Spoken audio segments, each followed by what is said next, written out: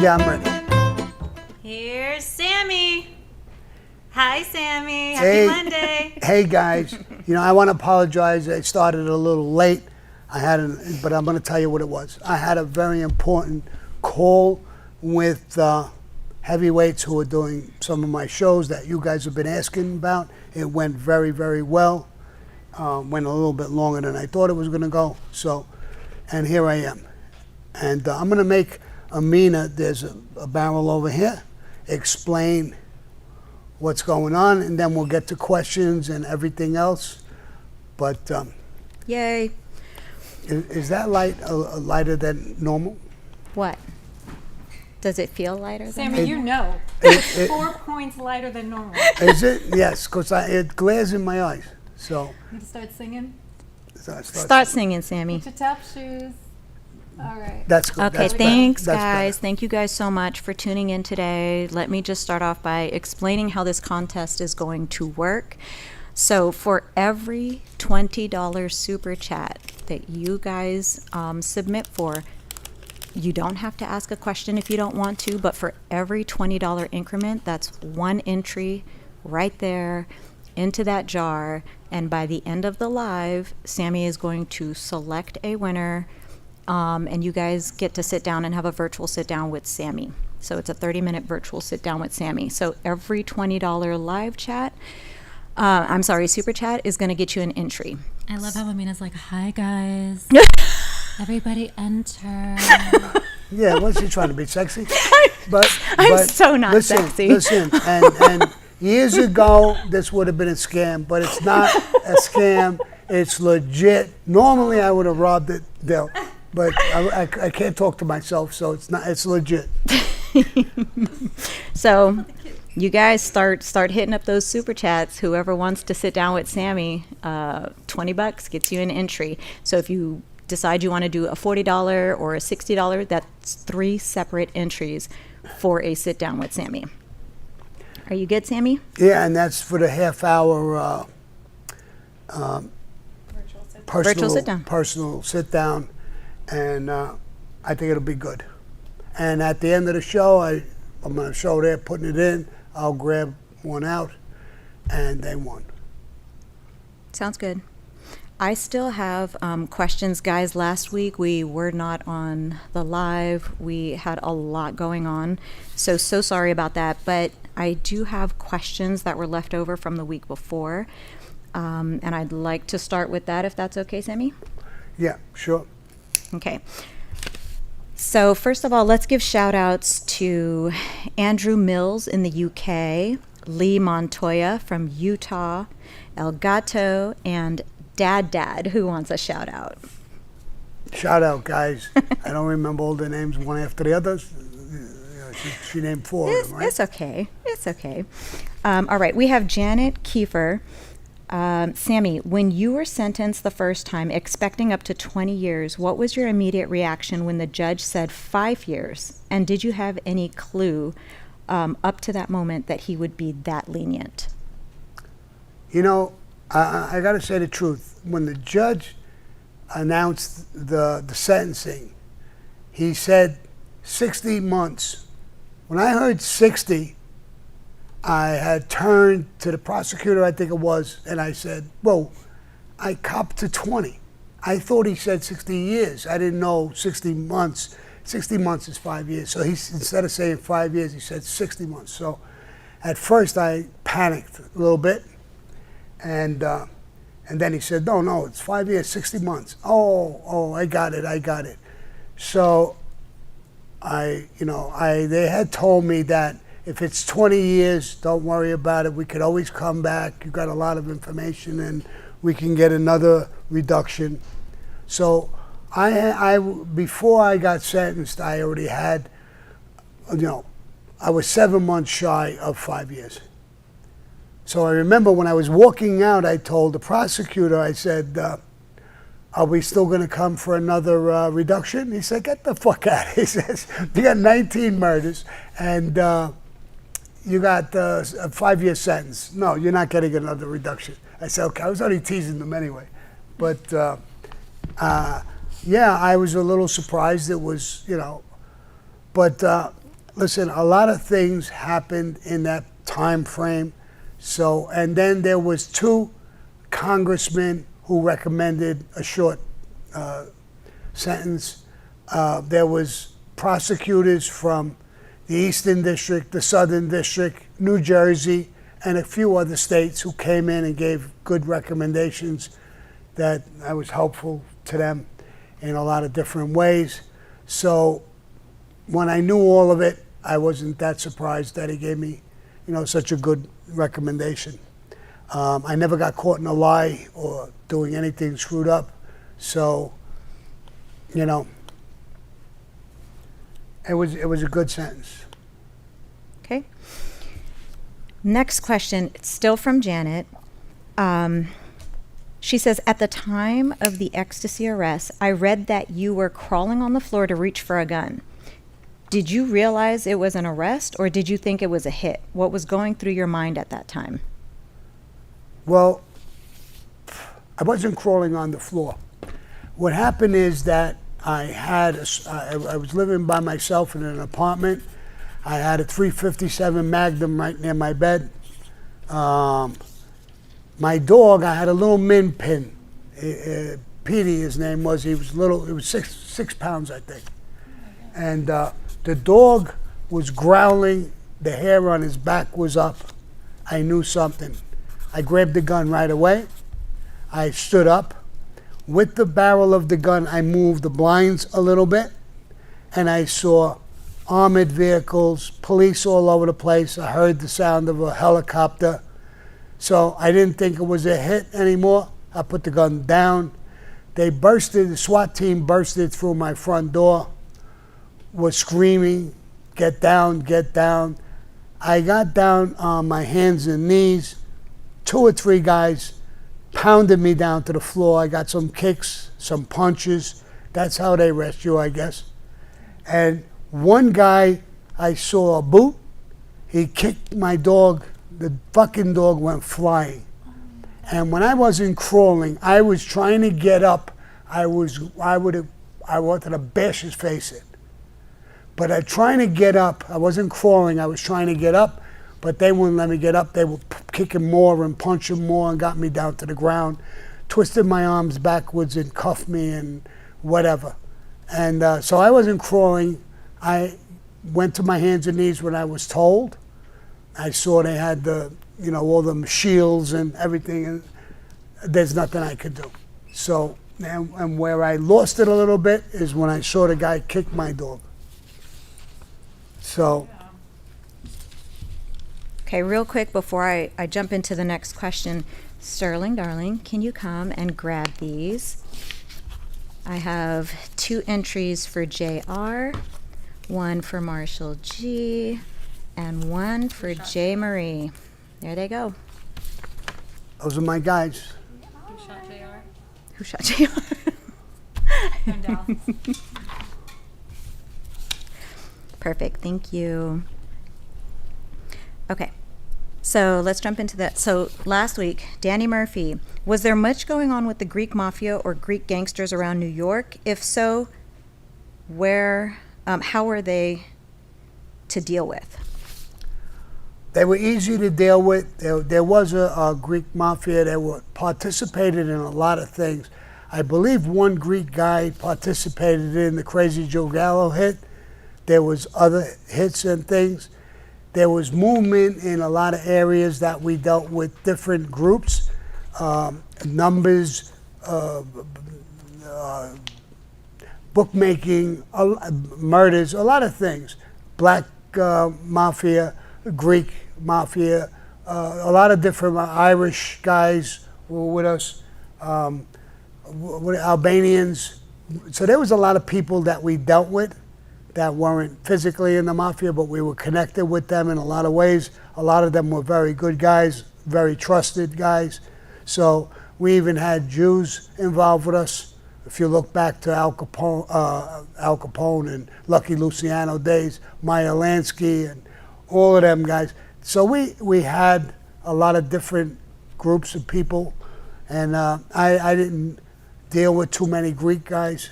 I know friends of mine who dealt with them and partners in numbers and bullshit like that.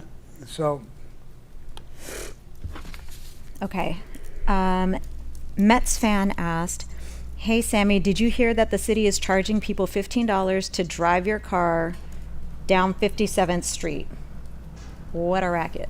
I didn't hear that, but I mean, you know, what I hear that's going on, they're sucking the blood out of the people in the United States, not only in New York. New York is, I can't even believe what I see or hear, but California, Chicago, so many different places in the United States. It's a shame what they're doing, sending billions and billions of dollars to Ukraine and other places, different wars that are going on. We're sending money all over the place, equipment, all kinds of shit, and the country is deteriorating. It really burns me up. You know, if you want to be a humanitarian, I like that. Be a humanitarian. Start here first. If I want to be a humanitarian and I want to take care of people, I'm going to start with my ex-wife, my son, my daughter, my grandchildren, my family, my friends, and then I'll go further. But start at home. There's a lot of people suffering in this country. You know, I watched a program, some woman standing on a train station in New York. Some guy walks over and punches her right in the face, knocks her down.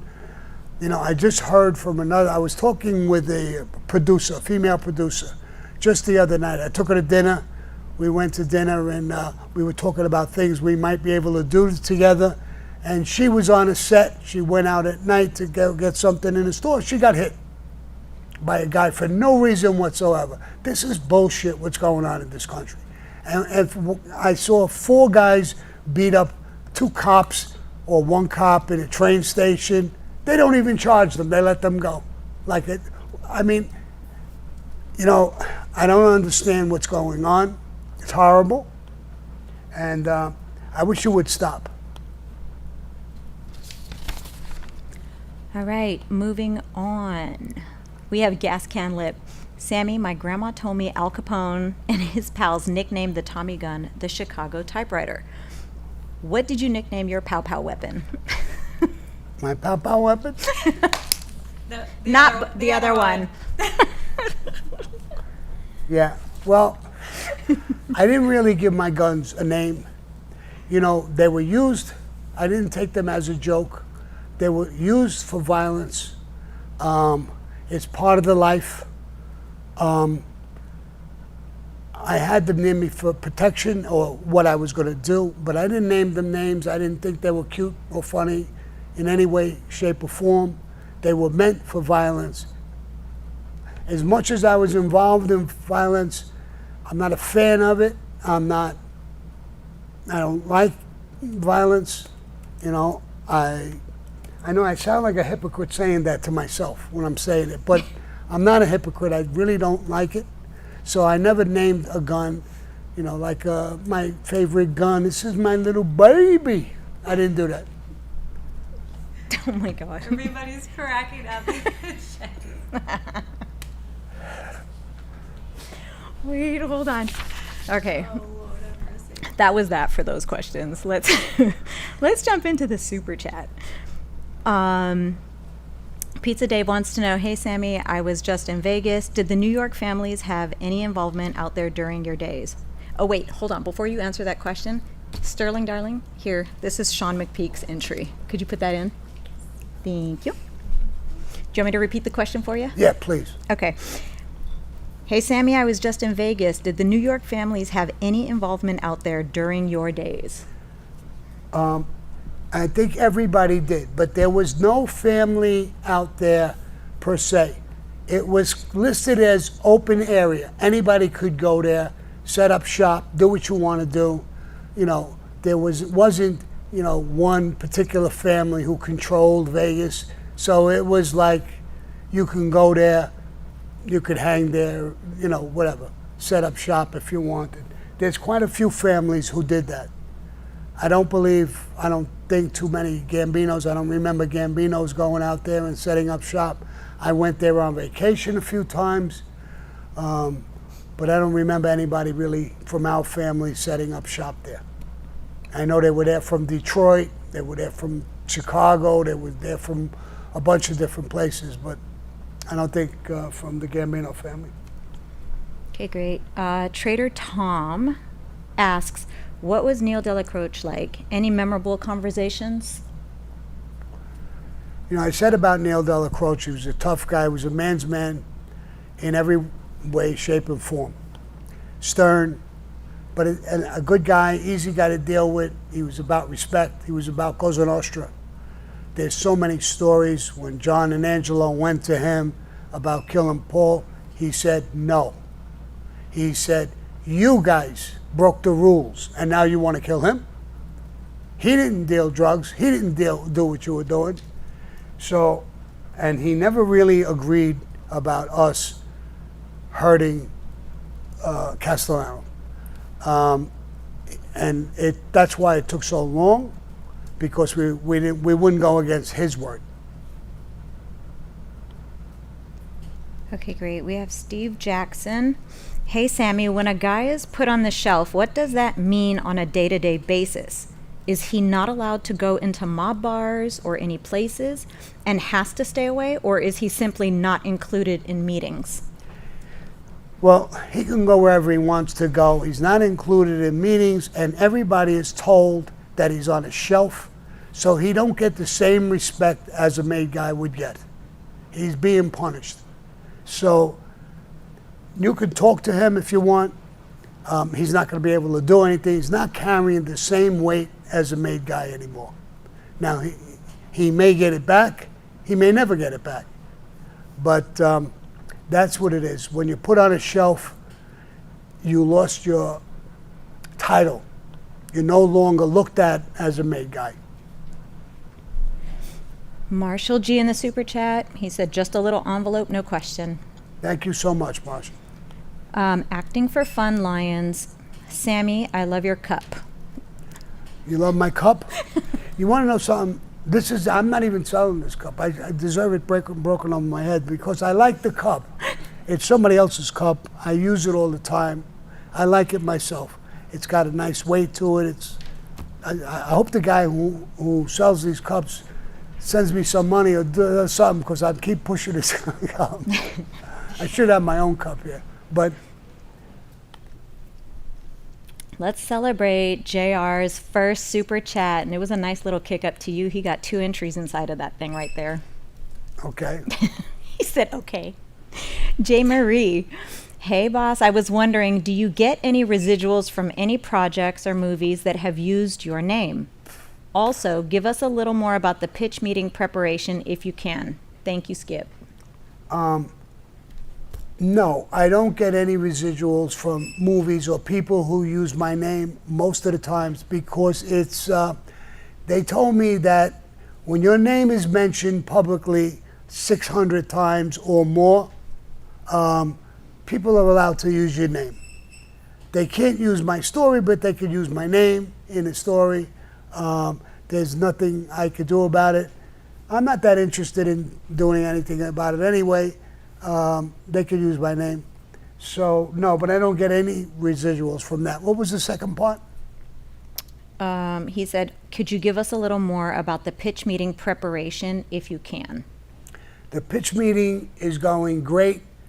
Matter of fact, today, I had an important call this morning, but today, later on today, we're getting to the final pitch meeting.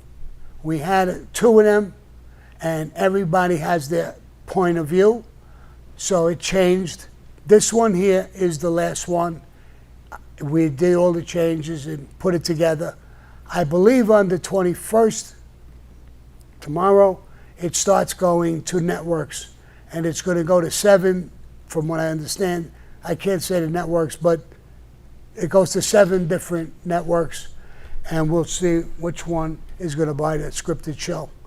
And that's happening today. Now, today, there's not much time, so there'll be a minor change maybe that they can fix right away and give it to the networks.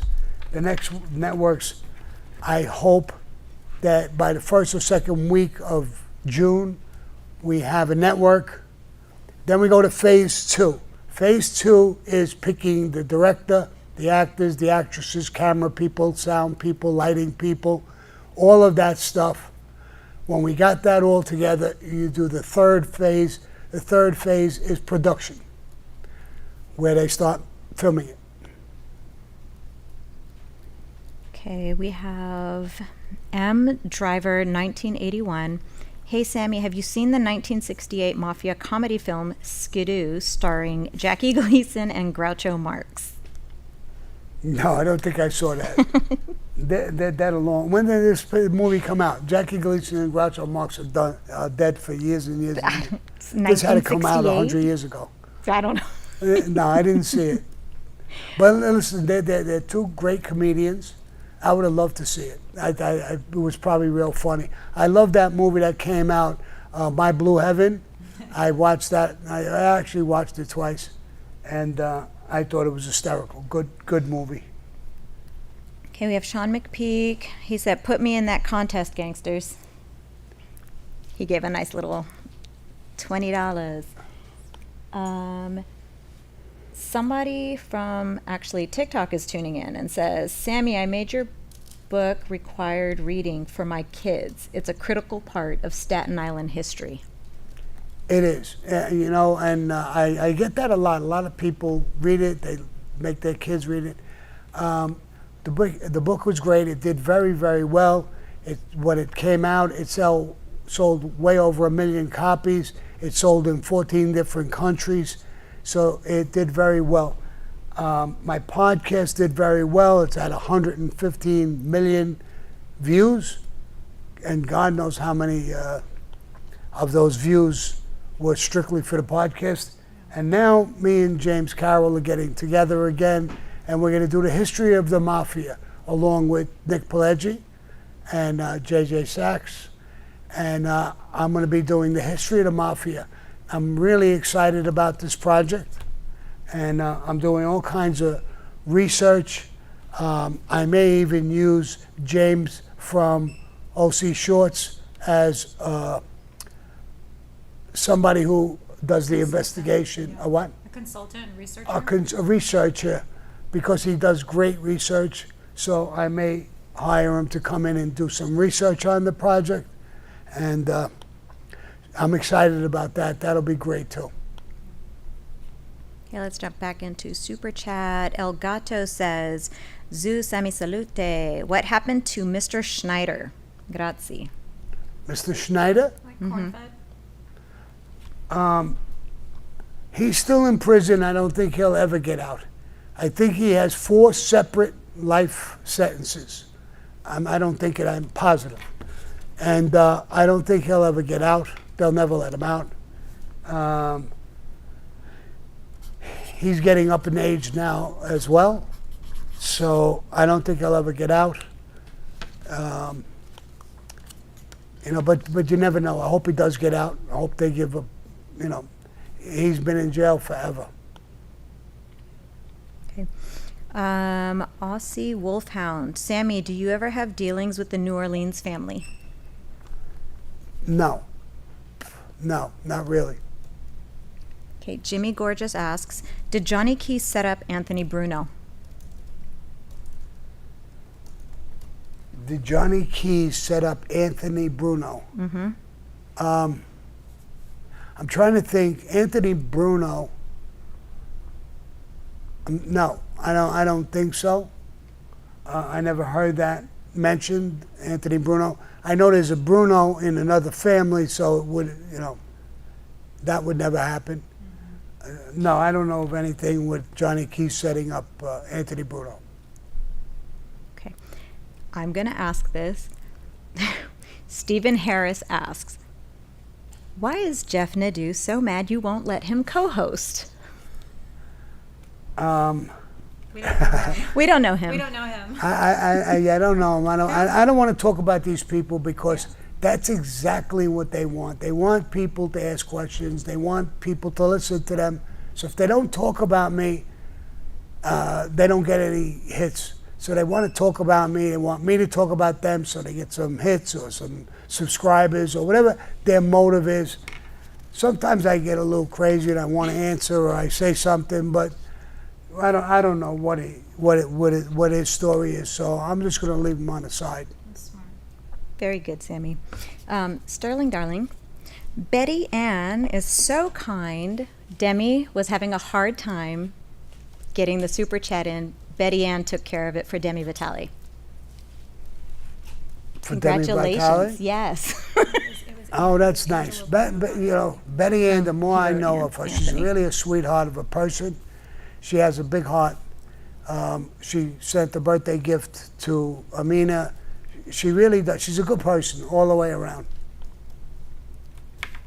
All right, Gas Can Lip. If the New Jersey Shore Guys and the Growing Up Gotti cast was around in your era, would you and your pals whack them? No. Why would we whack them? Because they did a reality show? Guys, No. really? Those are like GTL. Sammy, No. do you know what GTL means? No. Gym Tan Laundry. Yeah, no, we wouldn't whack them. I don't see. There were a bunch of kids doing a reality show, having fun.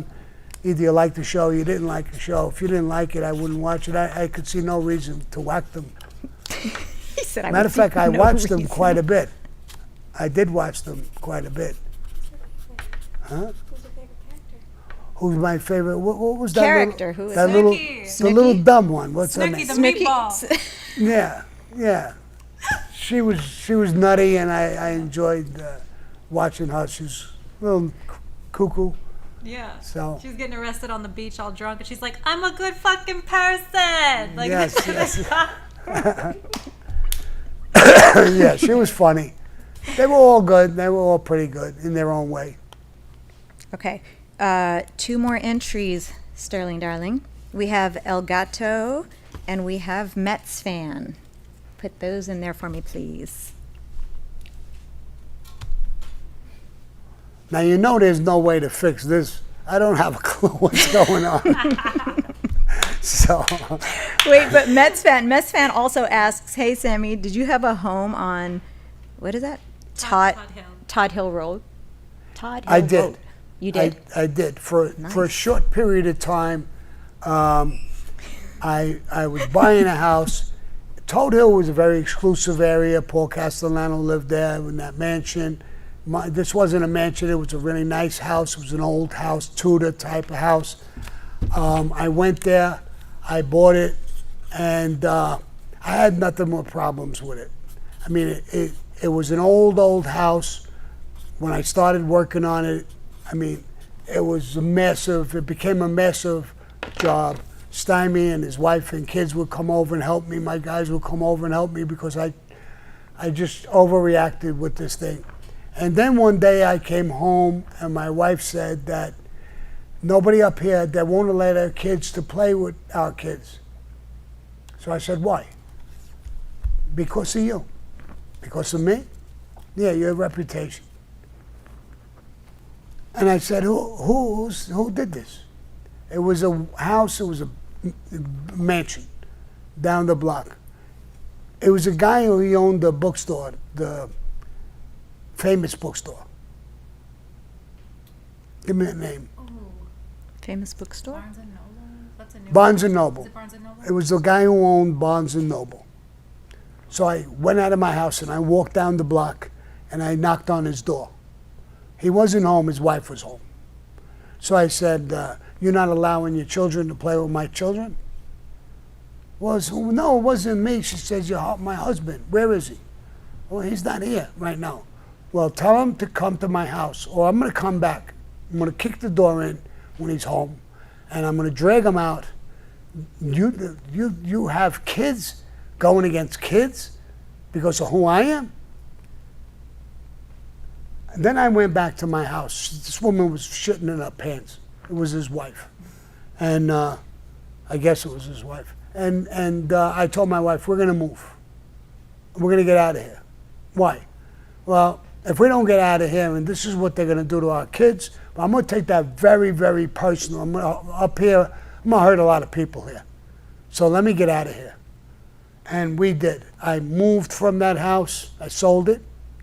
And I moved back into where I came out of, where people were just regular people, neighbors, people I knew, because I came from a house over there, Bull's Head, and I went back there. I bought an old house, ripped it apart, redid it, made a little tiny mansion in that area, and I was comfortable with my kind of people, not these fucking rich aristocrats who don't want their kids to play with somebody else's kid. So, so I was there for a short period of time. I bought it. It was a bullshit house, and I left. Okay, let's jump back into super chats. Oh, Sterling, darling. Paul, forgive me for butchering it. I think it's Bordelot, but we're going to put that in there. He's got an entry. Okay, so Gas Can Lip says, Sammy, my Gumbada, do you think a government alphabet agency or fill-in-the-blank players did a hit job on the Iranian president in his helicopter and sent him to his 72 wives? Gas Can Lip, really? He had 72 wives? No. What do you have? What did he have? Stop. That's what he said, but but he doesn't have 72 I don't know if he had 72 wives. I don't know. You know, though, when they're political like that, they're in situations, they can get hit from different. Governments are dangerous, bro. Don't think that, you know, the Mafia kills. The government kills 10 times more than we do. They don't hesitate to go dropping bombs on countries. You know, I'm not a commercial for anybody, but I watched that movie, Oppenheimer, and it described the movie what we never knew. If you didn't watch it, take my advice, watch it. And I got nothing to do with it, but watch it, because you'll see how the government conspired to do all these things and things that they do. Now, the thing that left a little bit of a, they were cheering when we bombed in Japan. We killed, I think it was 220,000 people in a matter of hours with those bombs. And we were cheering. Well, we did win the war, but that's a pretty heavy cost. And now God knows how many people died from the aftermath of chemical shit floating around. We don't even know that number. Watch that movie. It'll give you a good idea about governments. Not just our government or not somebody else's government, all of our governments. You know, we argue about the people in Hamas and people in Israel, and governments are a fucking disgrace. They are. The people that they murder in, as far as a war, they put it under a nice label. You know, it's not ugly like they hit us with an ugly label, but and it was said in The Godfather when Michael's wife tells Michael about, well, the government don't do this, and he looked at her and said, "Oh, how could you be this naive? Government does 10 times worse than what we do." So this is why we have to vote. We have to think of things that are going on. This thing in Ukraine, we're sponsoring that war under a humanitarian label. It's not humanitarian. Let Russia win the war and the war's over. We sponsor it, it keeps going, and more people die. Russians, Ukrainians, everybody. It's not a Ukrainian move. I mean, it's not a humanitarian move. People are making money in these governments over this. Don't believe this humanitarian. They try to reach us in our delicate spot. We all want to help somebody who's sick or dying, or we all want to do that. Everybody, good people, bad people, everybody wants to do that at one point or a lot of points in their life. They hit us with that. It's a soft spot. But that's not what they're doing. We're adding to that. Now they're giving Israel money to bomb this and that, and at the same time we're giving Hamas money to bomb them or attack them. We're sponsoring a war. We're not even trying to break it up. We're sponsoring both sides. How is that breaking it up? You know, if me and Anna were fighting, you give her a gun, you give me a knife, is that, somebody's going to die. How did you get in between and you break it up? And you talk to Anna and you talk to me. Calm it the fuck down. That's breaking it up. Not giving each other a weapon. So, and we fall for this stuff. We fall for this stuff all the time. I don't know why, but we do. It was an old expression. Unless the fire hits them in the ass, they're not going to do anything. Well, the fire is going to hit you in the ass. Maybe not right this minute, but it's going to. And the only way to stop it is to see what they're doing, watch it, vote against them, get them out. You know, a lot of people tell me, well, we vote the next guy in, it'll be worse. No. Here, when you punish one side, let's say the Democrats lost in a landslide, they would be sick. Republicans would be happy. But you know what the Republicans would say? The people vote. If we do the same thing they were doing, we're going to be out. So you're punishing both sides when you do something like that. Vote. And the real bad guys, or women, get them out. All right, that's the end of my political stuff. Thank you, sir. All right. Hey, Sterling, darling. So Demi got her super chat to work. She now wants Betty Ann in the contest jar. And for the record, I'm a lover, not a fighter. Say it, Sammy. Yeah, say yeah, it. yeah. Well, it was just a hypothetical. I'm kidding. I know. So for Paul's entry, Paul actually, where the hell is my Speak thing? English. I can't hear It's you. not. Hang on. Wait, Paul says, hi, Sammy. I'm a big fan. What was security like for commission meetings? Where were they held? And did you ever feel uncomfortable? No, I never felt uncomfortable. The only meeting I was uncomfortable about when they were asking for, Patsy Conti and Louis DeBono were asking for my life. It was in a basement. Frankie DeChico, my man, told me, Sammy, this is serious. They told me to bring a gun. And Tommy Bellatti's going to have a gun. If you lose this thing, you're going to get killed. I was a little concerned with that meeting, that's for sure. But I remember telling Frankie, I wasn't that close with Tommy Bellatti. I said, Frankie, if I blow the meeting and it don't work, you do it. Do it. I want you to do it, not him. And other than that, I wasn't uncomfortable in meetings, commission meetings. They talk about policy, they talk about businesses, they talk about whatever. And why would I feel uncomfortable? I was, most of the time, I wasn't doing the talking, I was just there for security. And no, I was good. Yay. We got another one. I love Amina's reactions to like your stories could be like out of the park, amazing. She's like, okay, next question. Yeah. We're going to keep it moving. Betty Ann, thank you so much. You are such a sweetheart. So Betty Ann just put in another entry for Francisco. There's that. Sterling is putting it in the pot. I know.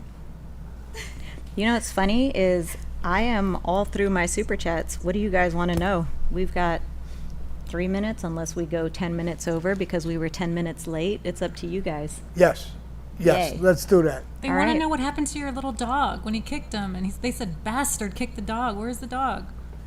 Now, the dog lived, and I was pinched, and my ex-wife got the dog, kept the dog.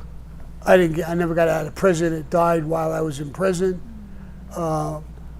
But it was okay. The dog survived the kick, you know. But it just got to me so bad because I did get on my knees. I did what I was told. What is the dog? The 6-pound dog. Of course, he sees you hitting me. He was barking and growling like a little tiny dog, and he's going to do that. He was trying to protect me or whatever he was trying to do. He didn't like it, and he was growling and barking, and you kick him. I mean, a swift kick, not even like a little get out of the way type of thing. A swift kick. Bung Smacker wants to know how much could you bench press in your prime? When I was in prison, I was with one of those guys with Whitey Bulger's gang.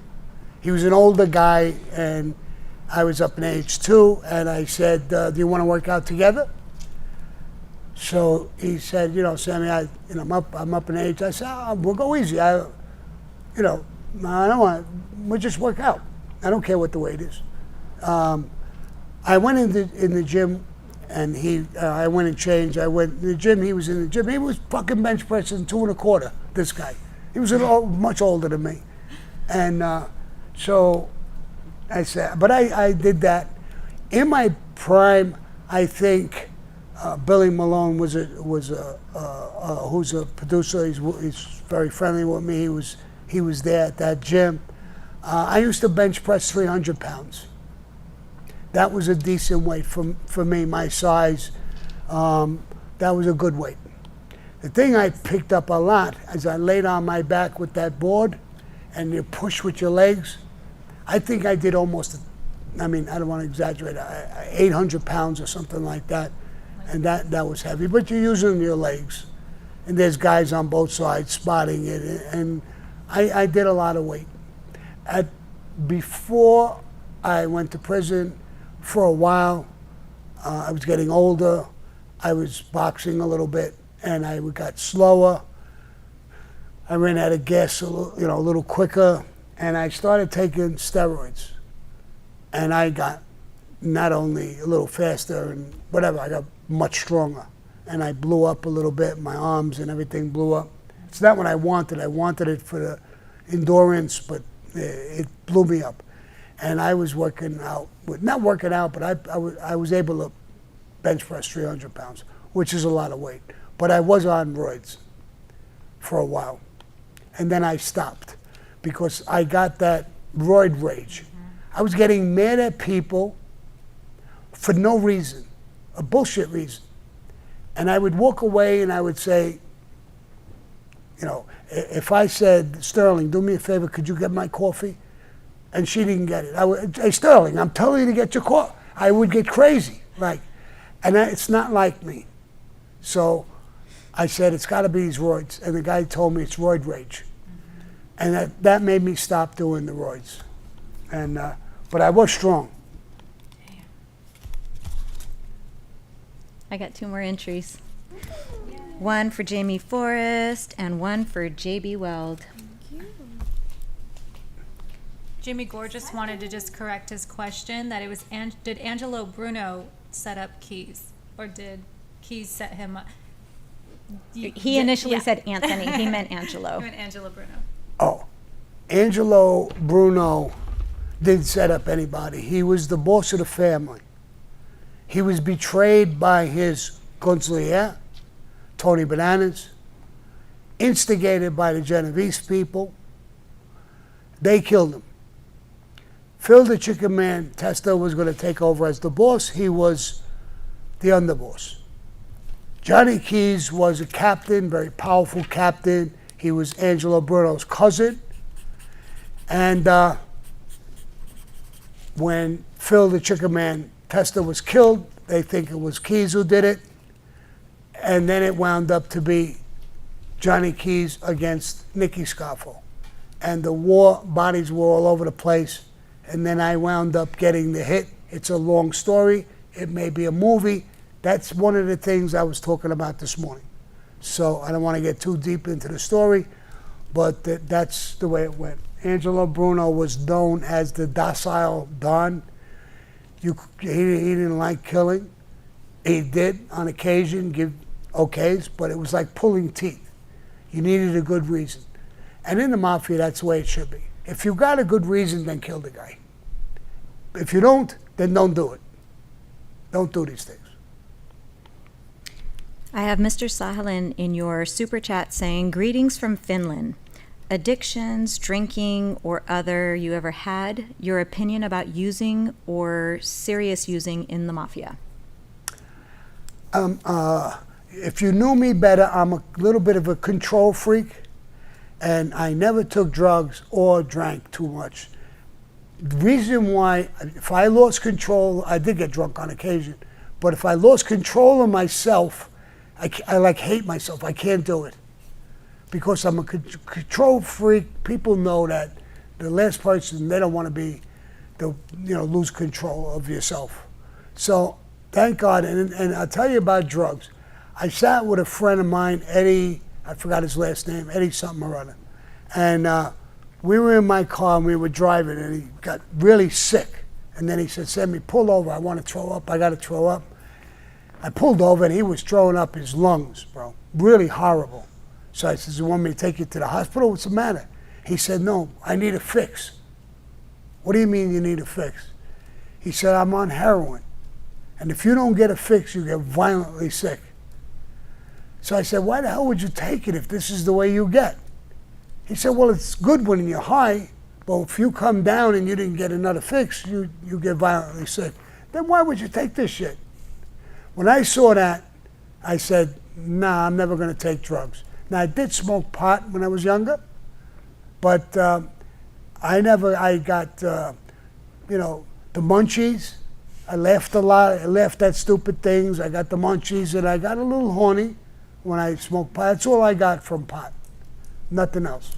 And I was never hooked on it. I could smoke it, I could take it or leave it, but no drugs for me was the right road. Mets fan, I want you to know that was Sterling putting in your entry into that jar while Sammy was talking, so don't think that we didn't put it in there for you. We've got Spartacus that wants to know, Sammy, what's your favorite war movie and why?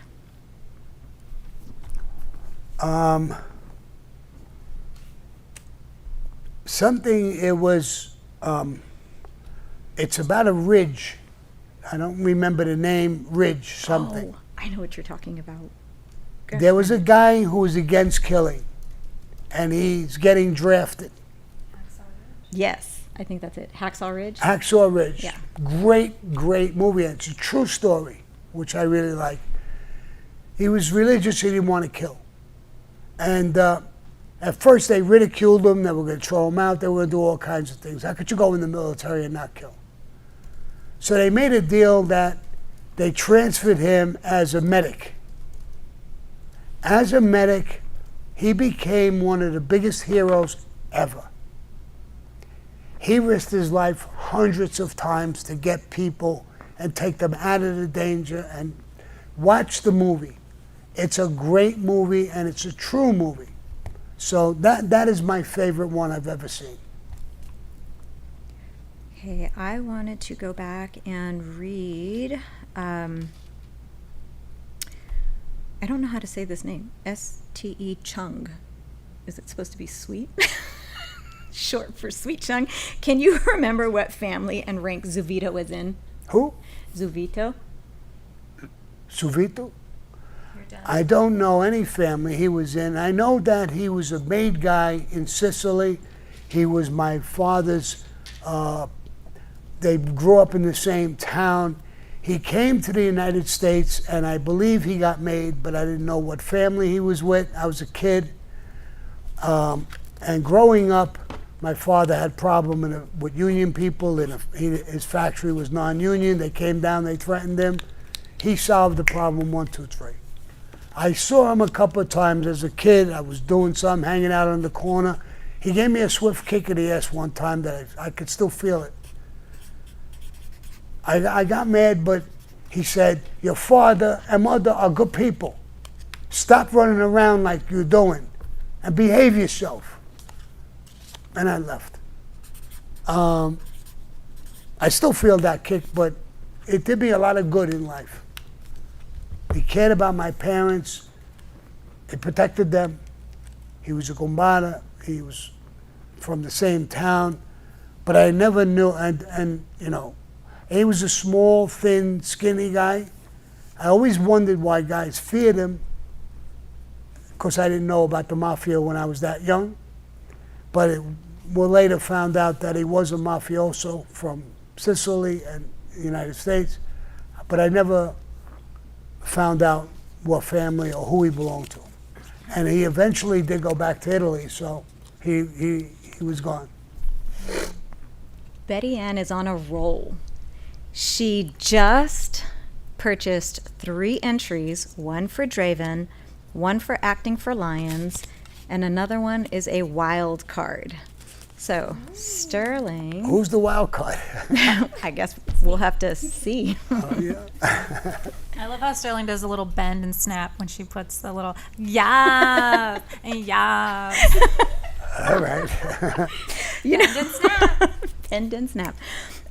So JB Weld, when he put in his submission, he asks, any run-ins with Sonny Red? No, absolutely not. I knew him. He was from the neighborhood. The guy with me, my close friend, Peruta, who was older than me, knew him, knew of him a couple of times. I went to Bath Avenue. I saw him in a club. He was older than me, much older than me. One time, there was the guy who came out, I can't think of his fucking name. He made himself the boss of the family. He was in the club and he was really ripping into Sonny Red, who was the captain, and telling them, now that I'm out, I'm the boss. I want my end every week, this, that, and the other thing. And Peruta told me he's not going to last long. Sonny's just humoring him. Yeah, okay, I'll give you an envelope. No problem. When guy is that tough guy, and Sonny Red was a super tough guy, is answering you that way, when you talk like a fool to him, you know he's going to have bad intentions. So, and eventually that did happen. Mets. So, but I didn't know him at all. Okay. Mets fan wanted to know, hey, Sammy, what was the VIG on a 10K loan? It depends on how many points it was. So on a 10K loan, if you had 1 point, it would be, $100, let's say, a week until you paid the 10,000 back. 2 points, 200 a week. 3 points, 300 a week until you paid the 10,000 back. There was also a knockdown loan, so those were better, because point loans, you're never knocking down the principal. You're just paying juice. If a guy gave you 10,000, let's say for 12.5, but whatever the payment was, 200 a week, or whatever you're going to give him, whatever the arrangement was, it's always coming off the top and working back down. You get out.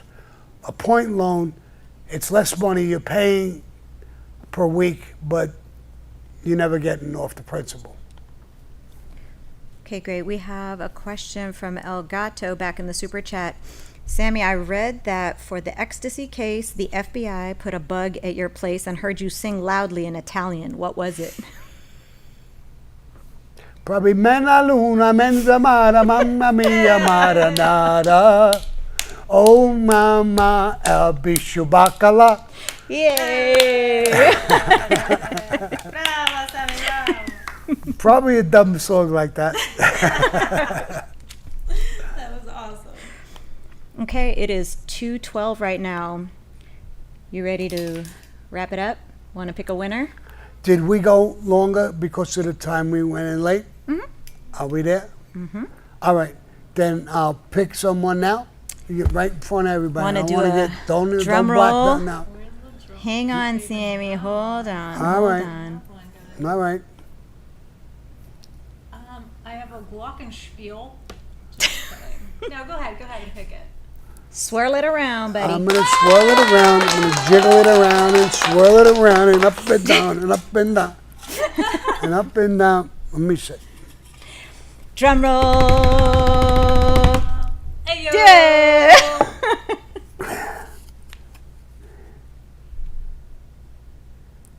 What does it say? Acting. Here, come Oh here. my God! Acting for lions for Yes. fun for lions. Or? Acting for lions? Yeah, acting for fun lions. I think it is. Yay! All right, that's my man. He's so cute. Get in touch with Amina, and she'll set up the call. It's a half-hour call, Yep. and We'll that's on definitely me. do that. Acting for fun. Show it. Show it to the camera. Yeah. Here, show it to the camera. Acting for fun. Yeah, it's Acting for fun. It's hard to read, a little sloppily done, but It is not sloppily done. It is very legible. Thank you very much. Okay, so acting for fun, Lions. I want you to put your full name in the super chat for me, and then I need you to email me at support@sammythebull.com, and I will set that up for you. yep. Amina does that pretty good. So send it to her and acting for fun. And we're going to have a good conversation, me and you, for a half hour. So I think we're good. I think this was good. I don't know who thought of this idea, but I think it's a good idea. It was great. It's $400 call for $20.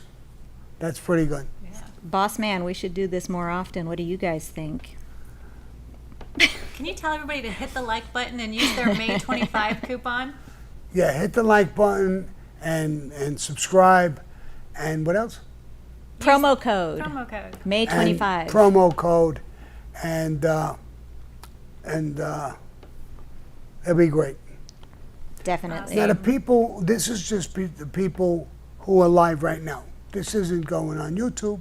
I mean, it's going on YouTube, but they can't get picked.